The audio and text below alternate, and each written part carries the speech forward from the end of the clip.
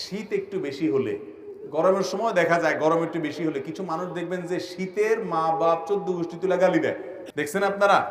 গালিগুলো তো আর আপনাদের কারো অজানা না, আশেপাশে বিভিন্ন মানুষ দেয় না, মা তুলে বাপ তুলে। শীতের আবার মা বাপ আছে, সে মা বাপ তুলে মুখ খারাপ করে, লানত দেয়। তিরমিজির হাদিসে আসছে নবী করিম সাল্লাল্লাহু আলাইহি ওয়াসাল্লাম বলেছেন, কোন ব্যক্তি যদি এমন কোন বস্তুকে, আল্লাহর এমন কোন সৃষ্টিকে যদি লানত দেয় যে লানত পড়ার ক্ষেত্র না, তাহলে সেই লানতটা তার উপরে বর্ষণ হয়। ভাইরা আমার, রাগ দমন করতে হবে। অনেক নামাজি মানুষ কিন্তু বদমেজাজি আছে না নাই? দাড়িওয়ালা মানুষ সবই ঠিক আছে মাশাআল্লাহ, মেজাজটা এত বিশ্রী যে একজন ইমানদার এত বিশ্রী আচরণ হওয়ার কথা।